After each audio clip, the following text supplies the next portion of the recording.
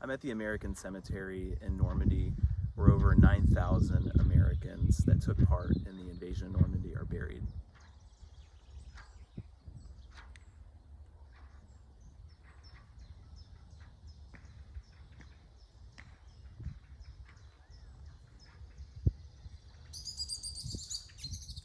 Near this site, thousands of Americans lost their lives while conducting one of the largest and most complex military invasions in history. These beaches witness actions by Allied troops that made the liberation of Europe possible. Here's where they are remembered.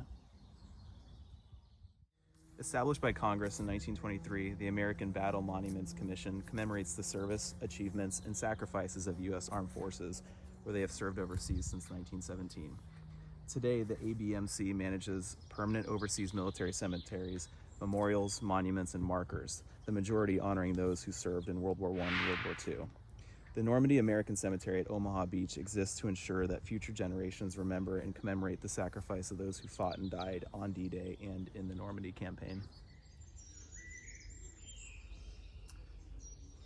We're at the section of the cemetery where you have the Wall of the Missing. This area is dedicated to those that went missing. Their bodies were never recovered during the Normandy campaign, except there are a few, as we'll see. And it's organized by branch of the military, as you see here. This is the section for the U.S. Navy. Names on the left, their divisions in the center, and also what states they're from. And if you look closely, some of them have these like bronze little stars right here, and that does indicate that their remains were found and identified. You can also see that this is a pretty active place. I mean, somebody laid some flowers in remembrance of probably a lost loved one. At the front and center of the cemetery, you have the statue titled "Spirit of American Youth Rising from the Waves." American troops killed in Normandy were initially buried in temporary cemeteries. Next of kin were given the choice of bringing their loved ones home or laying them to rest at this site, dedicated in 1956. As you can see, the majority of families, at least seemingly, opted to have their family members buried here in France, where they fought and died. These burials are marked by white marble headstones, 9,238 of which are Latin crosses for Protestants and Catholics, and 151 of which are Stars of David for Jews. Since these are the only three religions recognized at the time by the United States Army, no other types of markers are present. Women who served were also buried here. An artist and athlete, Elizabeth Richardson, volunteered for the American Red Cross in 1944 and spent the next year supporting American troops in Europe. She died on July 25, 1945, only a few months after Germany was defeated. While flying to the Red Cross headquarters in Paris, her plane crashed in the fog near Rouen. Richardson is one of 4 civilians buried at Normandy American Cemetery. The cemetery also holds a father and son buried right next to each other, Ollie Reed and Ollie Reed Jr. Colonel Ollie Reed was mortally wounded by enemy artillery in France on July 30th, 1944, after taking over command of the 175th Regiment in June. His son, Ollie Jr., had been killed in Italy on July 6, 1944.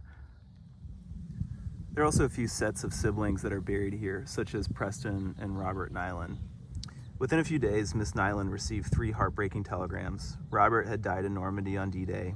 His brother Preston was killed on June 7th near Utah Beach, and a third brother, Eddie, was reported missing in the Pacific, but returned home after being rescued from a POW camp. The Army sent Fritz, the 4th son, back to the U.S., and the Nyland story was the basis for the film Saving Private Ryan. So on each grave, you first have the name listed, John S. Howe, their rank, corporal, their division, 119th Infantry, 30th Division, the state they're from, Florida, and the date of their death, July 12, 1944. 2 of Theodore Roosevelt's children are buried here as well. On the right, there's Theodore Roosevelt Jr., and he landed with the first wave of soldiers at Utah Beach, and here in the Medal of Honor for rallying his troops and leading them inland through enemy defenses. Roosevelt died of a heart attack 6 weeks later. And on the left, you have Quentin Roosevelt, who actually died in World War I. He was an airplane pilot and he was shot down, and they dug up his remains and sent him here so he could be buried next to his brother. So there are 304 graves of unknown soldiers, and on their gravestones it reads, "Here rests in honored glory a comrade in arms known but to God." And just as a side note, you can see just how close the cemetery lays right next to Omaha Beach in the background.